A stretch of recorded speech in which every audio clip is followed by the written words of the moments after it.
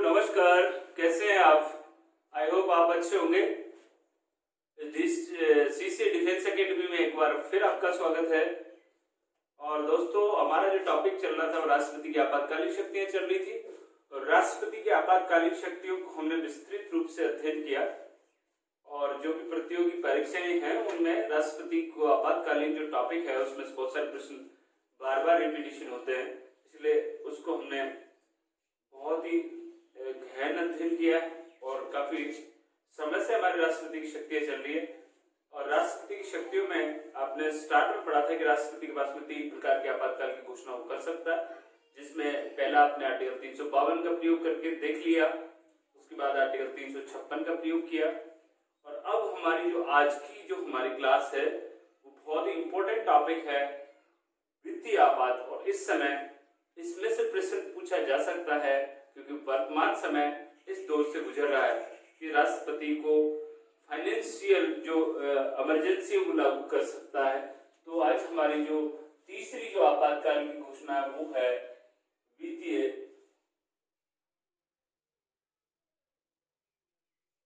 आपातकाल।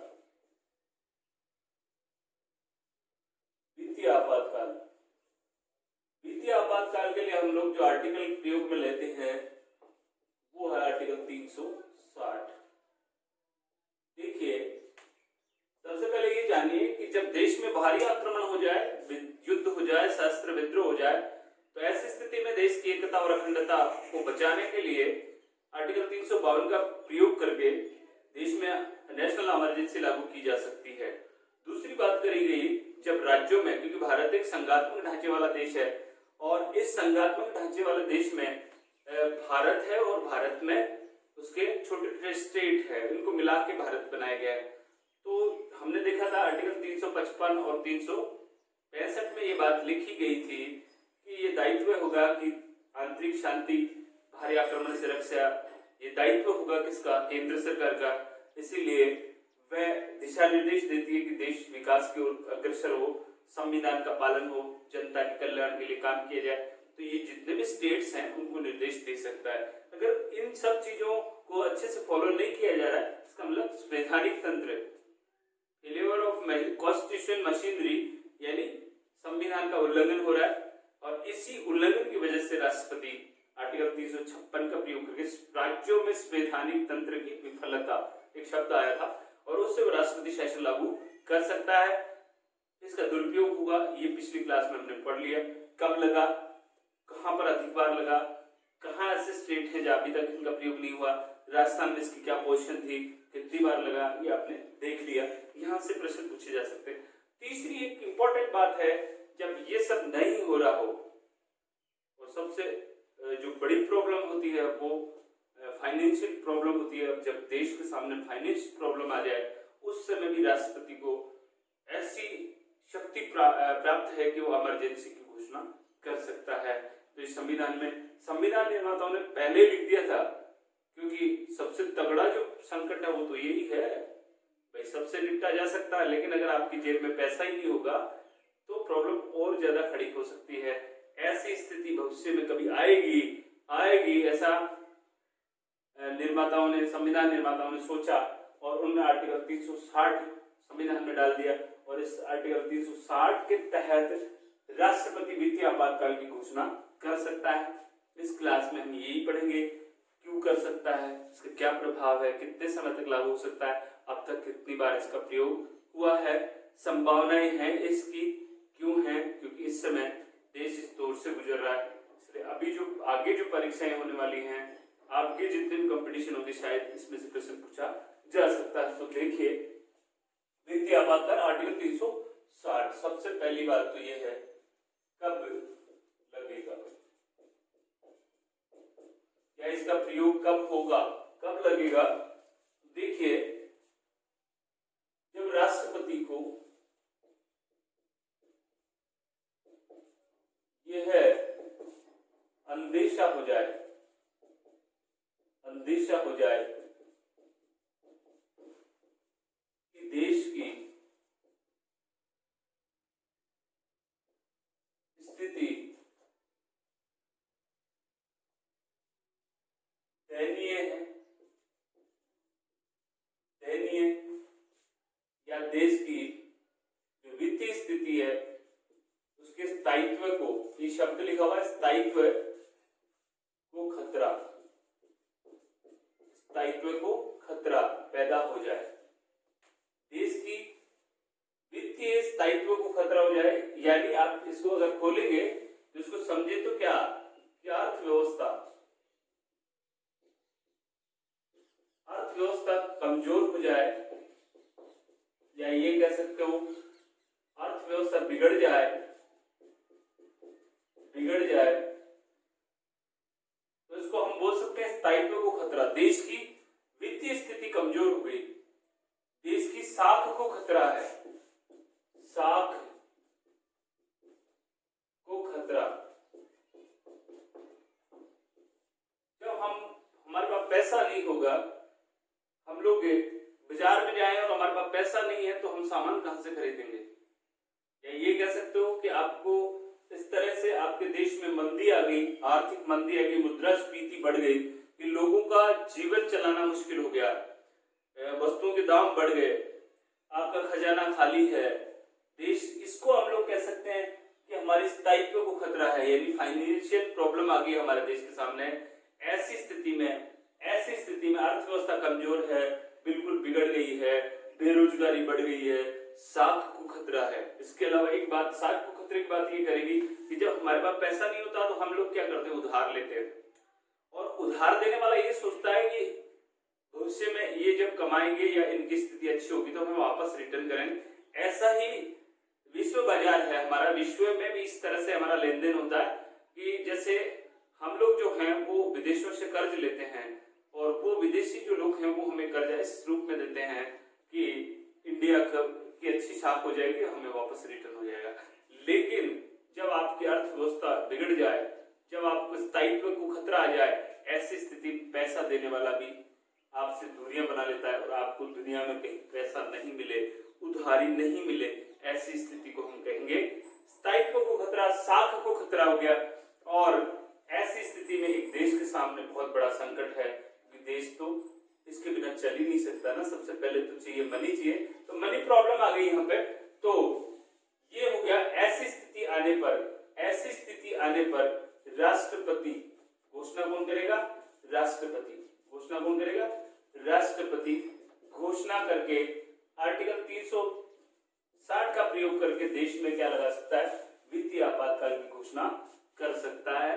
शायद आपको ये यहां तक की बात समझ में आ गई होगी। आगे देखें हम लोग कि कैसे, कितने समय तक लगता है, कितने समय तक लगता है, कितने समय तक लगता है।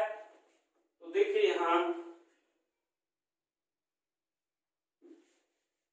शुरू में, जैसे अभी आपने आर्टिकल 352 और आर्टिकल 356 में पढ़ा कि कितना समय होता है, ऐसे ही यहां देखिए समय सीमा क्या है इसकी?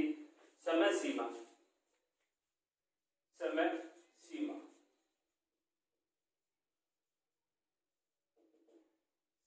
यानी अवधि। शुरू में राष्ट्रपति घोषणा करेंगे तो शुरू में 2 माह, यानी बिना संसद की अनुमति के वित्तीय आपातकाल वही 2 माह है लागू हो सकता है, जैसे आर्टिकल 356 होता है। उसके बाद संसद की अनुमति लेनी होगी, संसद की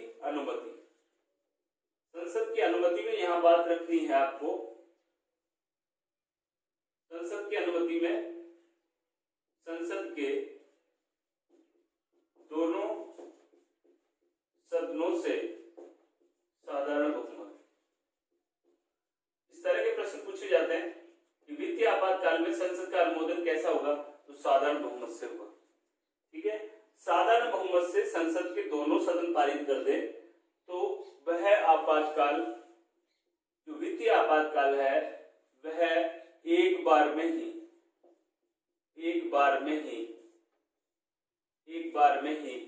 अनिश्चित काल के लिए लग सकता है। देखिए यहां पर एक बहुत बड़ी बात आई है इसमें कि 2 माह के बाद में अगर वो संसद में जाएगा कहेगा कि संसद का अनुमोदन तो जरूरी है, तो साधारण बहुमत से, पहली बात तो साधारण बहुमत से होगा। जैसे आपने आर्टिकल 352 में नेशनल इमरजेंसी में विशेष बहुमत होता है, यहाँ साधारण बहुमत होता है। अब दूसरी बात ये करें कि मान लीजिए उस समय लोकसभा नहीं है तो राज्यसभा से उसका क्या होना चाहिए, अनुमोदन होना चाहिए। जब लोकसभा का गठन होगा तो 1 माह के भीतर उसका अनुमोदन किया जाना चाहिए। उसके बाद दूसरी बात, इसमें 2 बातें लिखी गई है। एक बात तो ये कि एक बार इसका अनुमोदन हो गया तो बार बार अनुमोदन करने की आवश्यकता नहीं है। एक बार, जैसे आप अभी आर्टिकल 356 को आपने देखा था कि एक बार राष्ट्रपति शासन लग गया, उसके बाद 6 माह के बाद में उसको दोबारा से बढ़ाना पड़ेगा, 6 माह के बाद में उसको दोबारा से बढ़ाना पड़ेगा, ऐसे करके उसको आगे लाया जा सकता है। लेकिन इसमें एक बात ये है, एक बार में ही आपको अनुमोदन हो गया तो वो आप कितने समय तक, अनिश्चित काल तक, अनिश्चित काल का मतलब यह है अनंत काल तक चल सकता है।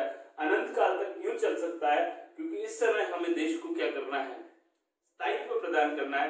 देश में जो भी अभी इस समय जो समस्या आई है बेरोजगारी की, इस समय जैसे मान लीजिए आप अभी वर्तमान समय की बात करें, जैसे वर्तमान समय में क्या, वर्तमान समय में क्या आर्टिकल 360 लग सकता है भारत में? एक प्रश्न था। अभी कुछ जो अर्थशास्त्री वगैरह थे उन लोगों ने भी ये बात करी, एक जनहित याचिका भी लगी है सुप्रीम कोर्ट में अभी 3-4 महीने में जो लॉकडाउन चल रहा है। तो आप लोग देख सकते हैं इस समय जो लॉकडाउन है, जो आर्थिक मंदी आई है, क्या आप ये कह सकते हैं इस समय देश में जो कोविड-19 वैश्विक महामारी से चारों ओर क्या हो रही है, बंदी हो रही है। जितने भी रोजगार थे लोगों के रोजगार छिन गए हैं, लोगों के पास पैसा नहीं है, बहुत ज्यादा परेशानी आ रही है, देश में अर्थव्यवस्था चौपट होने को है। ऐसी स्थिति में ये हमारे स्थायित्व को खतरा पैदा हो रहा है। तो अभी संभावनाएं पूरी बन रही है कि इस समय देश में वित्तीय आपातकाल की घोषणा की जा सकती है। लेकिन अभी सरकार के जो विदेश मंत्री हैं सीतारमण, उन्होंने इसके लिए मना किया है कि देश अभी सक्षम है, इसकी आवश्यकता नहीं है।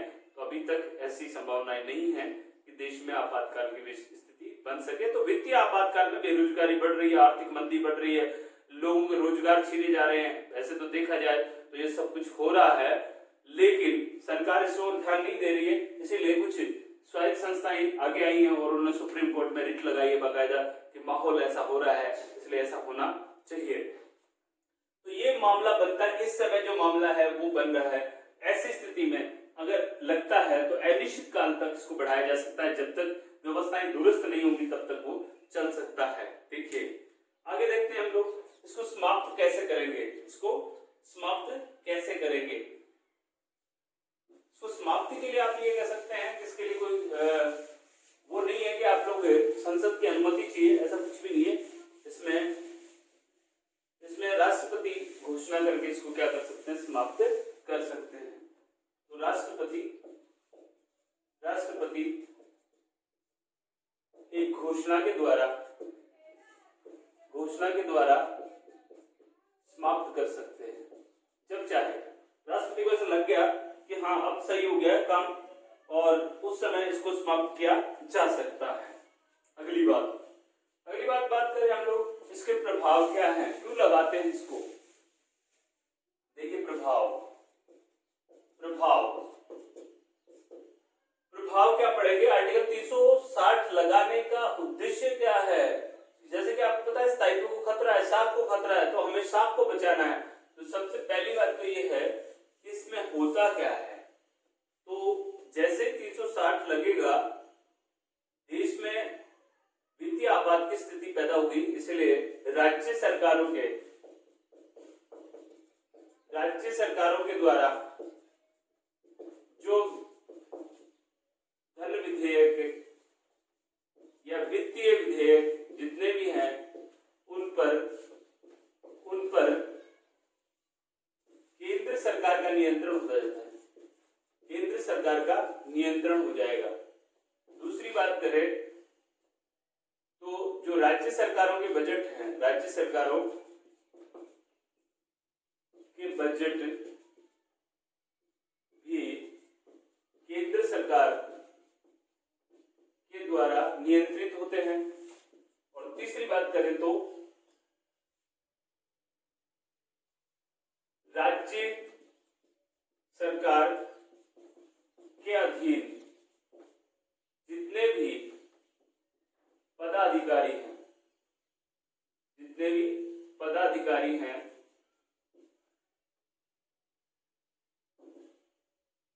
उनके वेतन भत्तों में कटौती की जा सकती है। और चौथी बात, केंद्र सरकार के पदाधिकारी, जितने भी पदाधिकारी हैं केंद्र के, उन सब के वेतन भत्तों में भी कटौती की जा सकती है। और लास्ट में अगर आप बात करें तो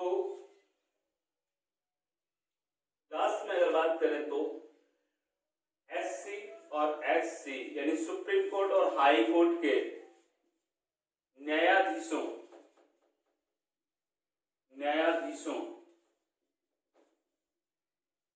के वेतन भत्तों में कटौती की जा सकती है। और ऐसी नीतियां बनाई जाएं जिससे खजाना भरा जा सके। इस समय देश में आर्थिक स्थिति कमजोर है और देश में इस आर्थिक स्थिति को मजबूत करने के लिए राज्य सरकार द्वारा जो भी धन विधेयक हैं, वित्त विधेयक हैं, जो राज्य सरकार पारित करती है, उन पर केंद्र का नियंत्रण होता है, वो केंद्र उसको रोक सकती है। क्योंकि इस समय पैसा ही नहीं है, इसलिए इस तरह के आप लोग प्रावधान नहीं कर सकते। राज्य सरकार को जितने बजट है वो केंद्र के अधीन चले जाते हैं। राज्य सरकारों के अधीन जितने भी पदाधिकारी हैं, यानी जैसे आप लोग आरपीएससी वगैरह, इसके अधीन जितने भी कर्मचारी जो लोग हैं, उन कर्मचारियों के वेतन भत्ते काटे जा सकते हैं। वही केंद्र सरकार के संघ से आयोग या जितने भी पदाधिकारी हैं केंद्र के अधीन जितने भी लोग हैं, उन सब के वेतन भत्तों, यहाँ तक कि सुप्रीम कोर्ट और हाई कोर्ट के, उच्चतम न्यायालय और उच्च न्यायालय के न्यायाधीशों के वेतन भत्ते भविष्य में कभी नहीं की जा सकती। जब हम न्यायपालिका पढ़ेंगे उस समय करेंगे, क्योंकि न्यायपालिका की सुनिश्चितता और सुरक्षित और उसको स्वतंत्र बनाने के लिए ये कहा गया कि चाहे कुछ भी हो जाए, न्यायाधीशों के वेतन भत्तों में उनके जीवन काल में कभी कटौती नहीं की जा सकती। लेकिन वित्तीय आपातकाल लगा है, पैसा नहीं है तो कहां से देंगे?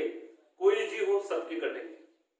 यहाँ कुछ लोगों ने प्रश्न किए थे कि क्या जो सरकार, जो ये आपके सांसद वगैरह हैं, विधायक है, जब आपके पास पैसा ही नहीं है तो सबसे बड़ी बात ये लिखा हुआ है उन्हीं की कटौती की जा सकती है, उनका तो है ही क्या। और इसके अलावा ये कहा कि इतना पैसा है हमारा बैंकों में पैसा, उसका क्या होगा?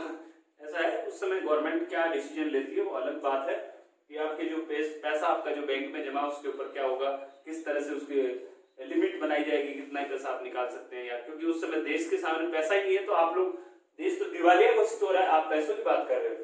तो यहाँ इस समय ये प्रभाव पड़ते हैं और इस प्रभाव को कम करने के लिए इस तरह के प्रयास किए जाते हैं जिससे धीरे धीरे देश के स्थायित्व को मजबूत बनाया जाए, देश के खजाने को भरा जाए, विदेशों से कुछ उधार लिया जाए, तो ऐसे कुछ हमारी जो चीजें हैं उनको दुरुस्त किया जाए और देश को पटरी पे लाया जा सके। तो ये था इसका प्रभाव। आगे देखें, अब तक इसका कितनी बार प्रयोग हुआ है?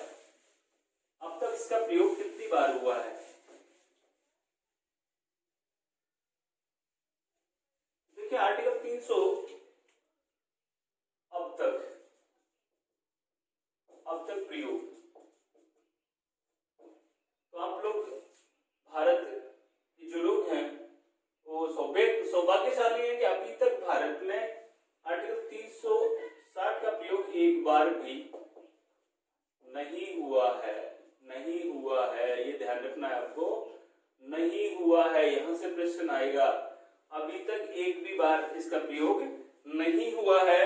और इसका प्रयोग नहीं होने का कारण क्या है कि इस समय देश में, हमारे जो देश हैं उस देश में इस तरह की स्थायित्व को खतरा अभी तक आया नहीं। क्या ऐसी संभावनाएं बनी थी? हाँ, 1991 में। 1991 में आप लोग देख सकते हैं जब देश विश्व में आर्थिक मंदी आई थी। अमेरिका जैसे देशों में, जो विकसित देश हैं, वहां पर शटडाउन हो गया था, लाखों लोगों को बेरोजगार होना पड़ा था, छटनी हो गई थी, तो लोगों को पैसा देने के लिए नहीं था। उस समय देश में भी 1991 में भी आर्थिक मंदी आई थी। जब विश्व में मंदी आएगी तो हमारा देश कैसे बचेगा? उस समय भारत में भी आर्थिक मंदी आई थी और ऐसे लग रहा था कि अब आर्टिकल 360 का प्रयोग होगा, लेकिन उस समय हमारे देश में जो प्रधानमंत्री थे 1991 में, वो थे पीवी नरसिम्हा राव। पीवी नरसिम्हा राव, और उनके मंत्रिमंडल में जो वित्त मंत्री थे, वित्त मंत्री डॉक्टर मनमोहन सिंह जी थे, जो बाद में आगे चलकर यूपीए के 2 बार प्रधानमंत्री रहे। वो आरबीआई के गवर्नर भी रहे, प्रधानमंत्री बनने से पहले, वित्त मंत्री बनने से पहले आरबीआई के गवर्नर भी रहे, जिनका नोटों पे हस्ताक्षर आप लोग देख सकते हैं। बहुत बड़े अर्थशास्त्री डॉक्टर मनमोहन सिंह जी उस समय वित्त मंत्री थे 1991 में, और देश में आर्थिक मंदी आई। उस आर्थिक मंदी को दूर करने के लिए वित्त मंत्री और हमारे देश के जो प्रधानमंत्री थे नरसिम्हा राव जी, उन्होंने मिलकर देश को इससे निकाला, इस आर्थिक मंदी से। और उस समय हमारे देश में इस आर्थिक मंदी को निकालने के लिए देश में कौन सी नीति को अपनाया? तो हमने उदारीकरण की नीति को अपनाया। उदारीकरण, ग्लोबलाइजेशन, उदारीकरण, खुला व्यापार, एफडीआई, उदारीकरण को अपनाया। तो आपका प्रश्न यहाँ से ये बनता है कि भारत ने उदारीकरण की नीति कब अपनाई? तो 1991 में। उस समय देश के प्रधानमंत्री कौन है? पीवी नरसिम्हा राव। और उदारीकरण के जनक अगर कहे जाए तो पीवी नरसिम्हा राव को कहा जा सकता है भारत में। और उस समय के वित्त मंत्री कौन थे? डॉक्टर मनमोहन सिंह जी, जो कि यूपीए में 2 बार प्रधानमंत्री रहे। और अभी आप लोग देखिए, इस समय भी अभी परसों का ये अखबार अगर आपने पढ़ा है, करंट से अपडेट है, तो डॉक्टर मनमोहन सिंह जी ने मोदी जी को सुझाव दिए हैं कि इस समय देश में कौन सी व्यवस्था लागू की जाए, क्या सुधार की जाए अर्थव्यवस्था में, ताकि हम वित्तीय संकट से बच सकते हैं। तो उन्होंने एफडीआई पे जोर दिया है, रोजगार बढ़ाने की बात करी गई है, और इस तरह की कुछ 3 बातें सुझाव दी हैं केंद्र सरकार को। केंद्र सरकार मानती है नहीं मानती, बाकी ये बहुत बड़े अर्थशास्त्री हैं। इस तरह से आप लोग देखें, आज जो हमारी क्लास थी वो करंट को लेकर बहुत इंपॉर्टेंट है। अभी जो प्रश्न बनने वाले हैं वो यहाँ से बनने वाले हैं। भारत ने उदारीकरण कब शुरू किया? उदारीकरण का मतलब क्या होता है?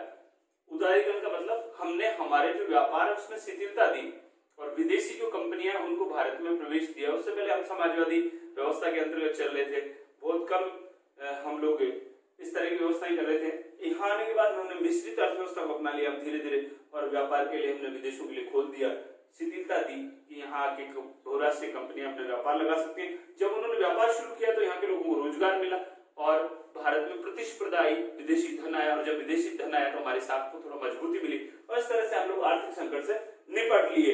ये थे पीवी नरसिम्हा राव और ये थे डॉक्टर मनमोहन सिंह।